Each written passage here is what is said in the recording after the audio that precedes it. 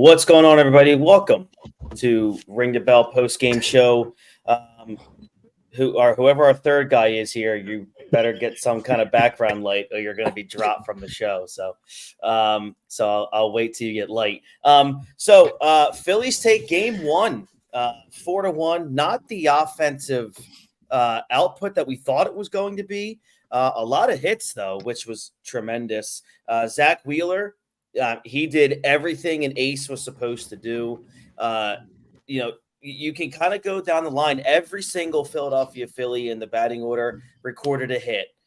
Bryce was the last one that needed it, and he got it in the eighth with a bloop single that ended up being a really big insurance run thanks to Nick Castellanos' double there. It was also very nice to see Bryce Harper completely forget the idea of a third base coach, or else Dusty Watson would have cost the Phillies another big run. But nonetheless, there we go. John's sort of back here with some sort of light. Jason, I know you're a little under the weather, so I'm not going to have you talk too much. Your thoughts on a game one win, and as the Phillies are just one win away from reaching the NLDS for the second straight year.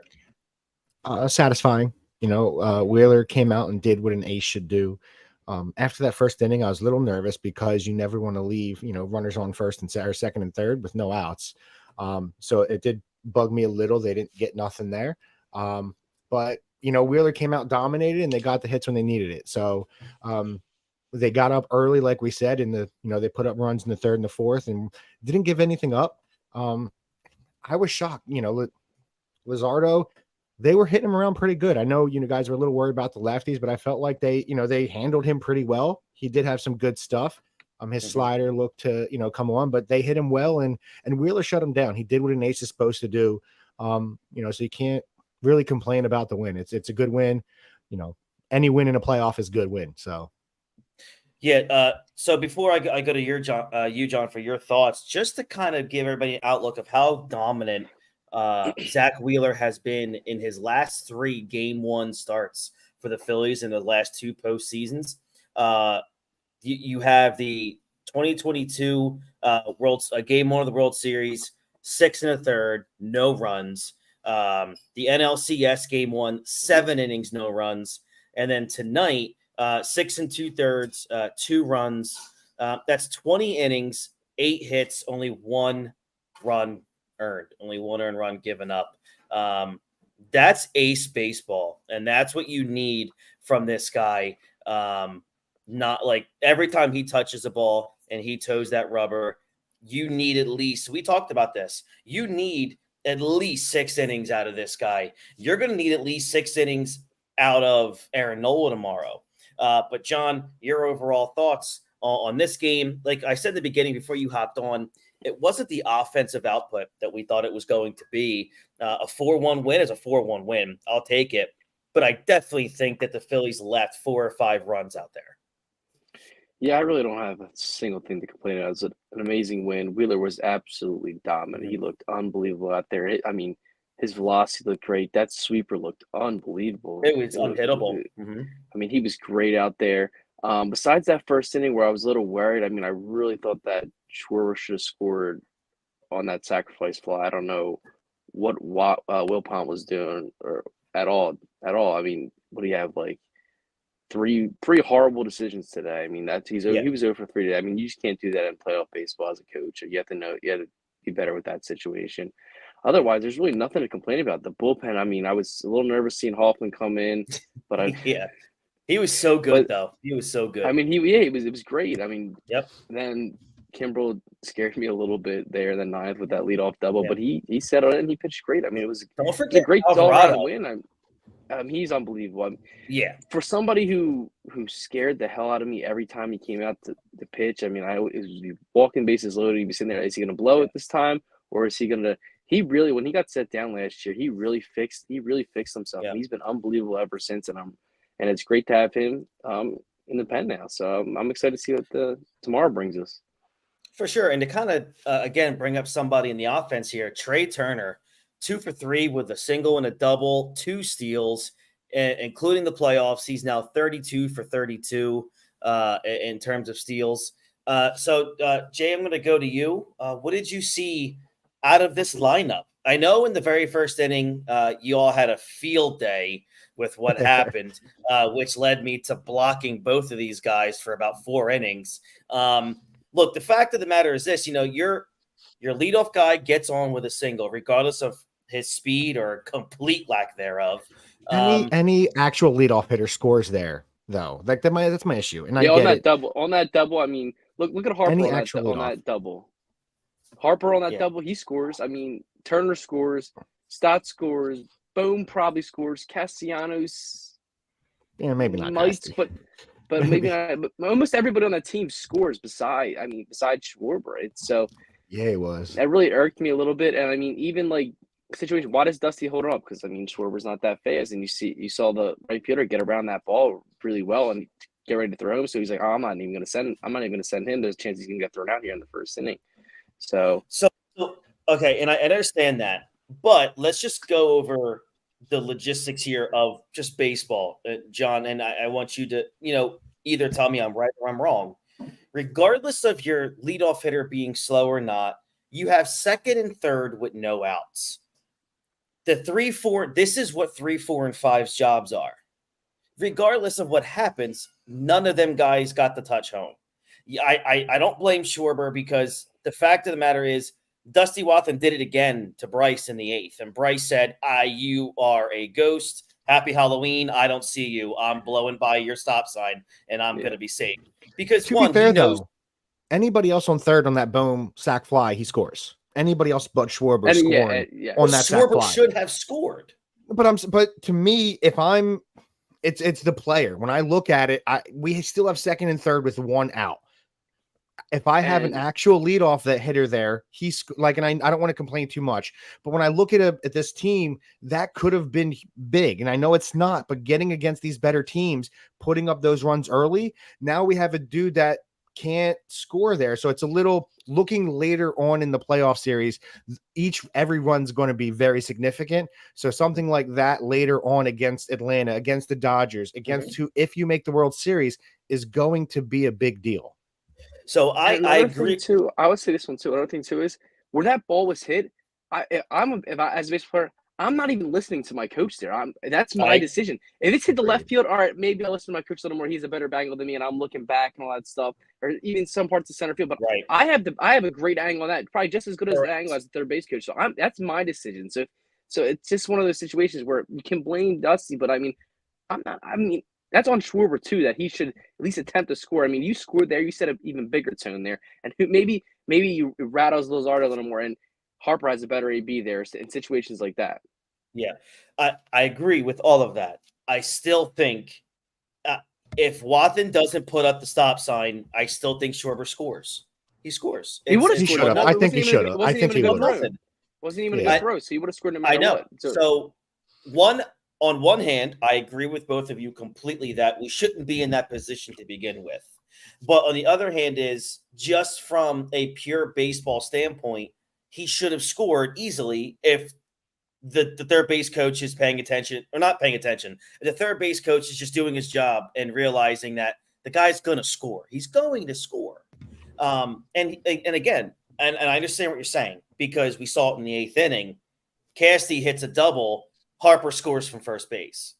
So you're right.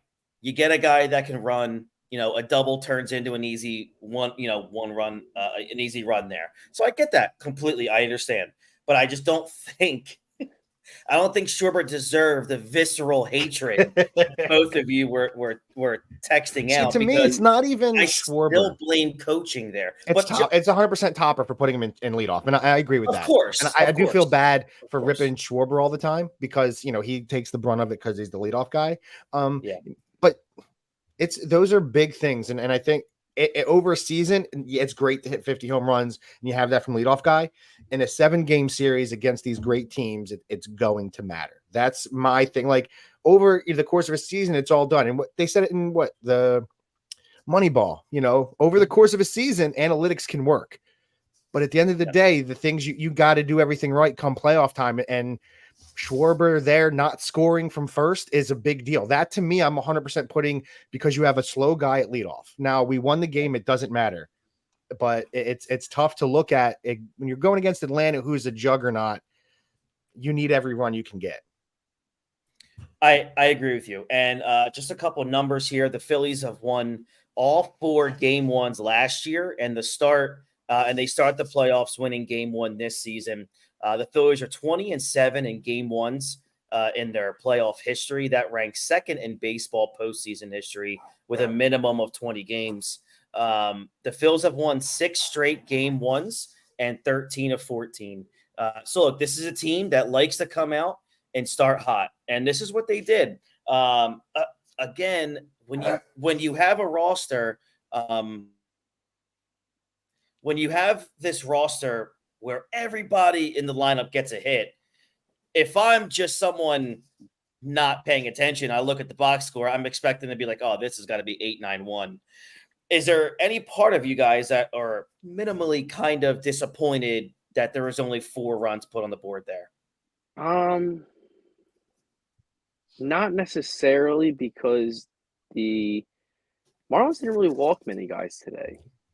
They're pitching. Mhm. They pitched pretty well too, so I'm not necessarily concerned in that area, because I know if you sprinkle in a few walks here or there, those hits bring in a couple more RBIs and stuff like that. So I'm not really concerned. I mean, they were all hitting. The only thing that really concerned me was really that first inning where then Harper struck out after a boom sac fly, and then JT pops out to the center fielder. So those things right there, that's concerning, because those are your 3 big money guys right there. Yeah, I mean, besides Boom, but they're 2 big money, your 2 highest paid hitters right there that you're expecting to produce in situations in playoff baseball like there, and they just didn't there. So that's more concerning for me. But I mean, Harper made up for it later in the game. JT, he got a hit later on in the game. So I mean, there's still, and he scored 2. Did he score one? I believe he scored. No, he didn't score. Did he score a run? He had more. JT had a run. JT scored a run. Yep. Yeah, that's what I mean. So he kind of made up for it a little bit later on in the game. So I'm not too concerned there. This lineup is absolutely dangerous. It's one of the most dangerous lineups in baseball. Absolutely. And I certainly believe the way people are not talking about them once again, it's really under their skin, and it's going to set a fire on them once again. Plus, to show you how dominant this offense can be. I agree. And Casty said it post game. He said it's Red October and we're coming. And to kind of piggyback what you were saying, John, only 1 Philly walk tonight, and that was Alec Boehm. I'm sorry, not Alec Boehm. It was Trey Turner got the walk. And another player I kind of want to bring up here is Johan Rojas. I felt like every at bat was a really good at bat. He had a huge RBI. Not RBI. He had a big single, scored a run, and he had a stolen base as well. This guy it looks like, one, it's so important to have this dude doing what he can do in that 9-hole to turn that lineup over. And secondly, it doesn't seem like any moment is too big for this cat. And it just seems that since he's been brought up to this team, man, what a shot in the arm he's been. Not just in center field, but I'm pretty sure, and I've heard Topper say it, I'm pretty sure he has pretty much overachieved almost in terms of expectations within the organization. Jay, do you believe that to be so? And what's your thoughts on Rojas? No, yeah, I think early in the season, they had the outfield pretty set. And you wanted him to stay down because you wanted him to get consistent at bats. But later in the season when Marsh went down, it was nice to see him come up and play, and they thought he was going to be something. So I'm happy to see him. He's getting hits. He definitely hits lefties. He's really, really good player. Great center fielder. Great defensively. So I'm very happy with what he's provided to us, and it really looks, after Marsh struggled early on this season, it really looks like we may have found our center fielder of the future going forward. So I'm pretty happy about it. I agree. How about you, John? I mean, you're a big Joe Rowe guy. I mean, we all are, but still. I always the fielding was always there. He was always the fielder, and the speed was always there. He could always steal bases. I mean, you look at his minor league stats. I think he stole 60 bases last. He stole something absolutely ridiculous last year. Ridiculous amount of stolen bases. But it was always there. It was the hitting that took a while to get going, and he was kind of getting it going this year in the minor leagues. And I think he just one of those guys who got that moment once March got hurt, that he just seized it, and he wanted it more than anybody else, that he wanted to prove that he deserved to be there, and he has proved it. And I really don't see him sitting a single game in these postseason. Shouldn't. He's been He unbelievable in the field. Yeah. He saved so many runs.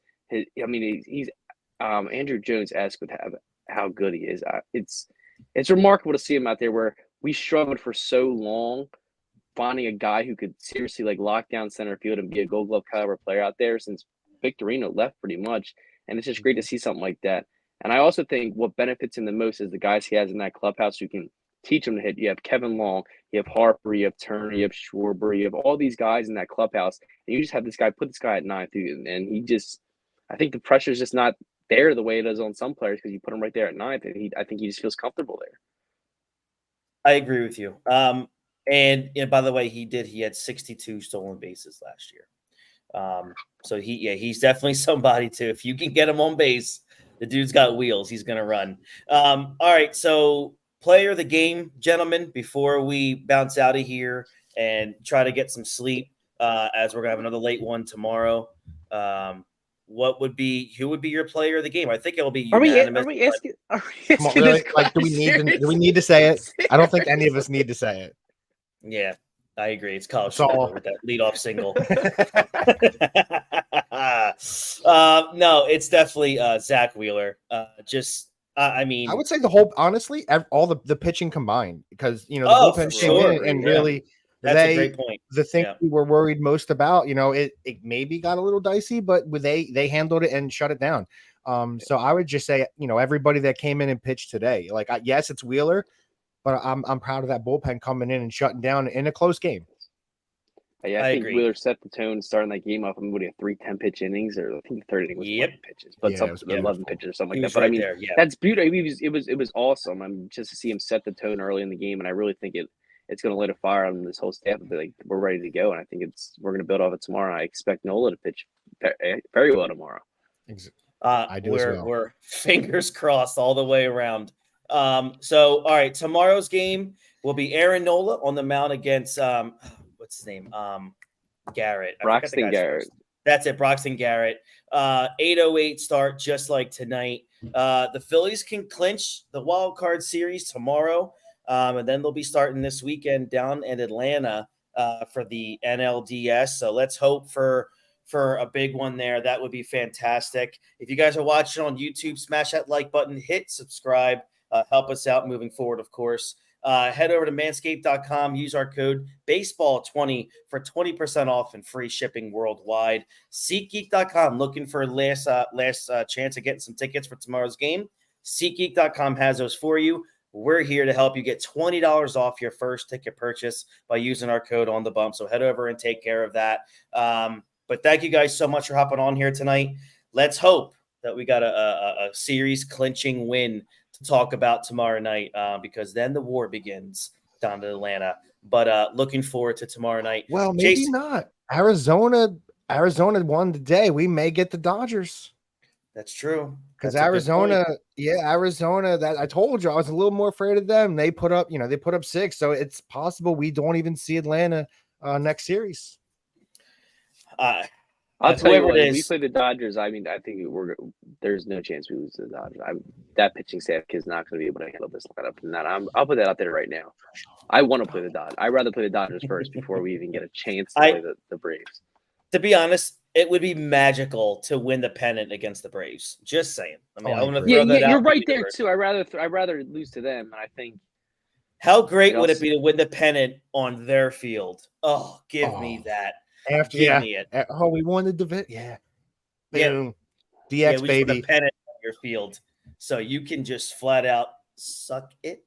So, all right. So, for John McElroy and Jason Kent, I'm Chrissy Francesco. This has been Ring the Bell, and we'll catch you guys here tomorrow. And as always, go Phils.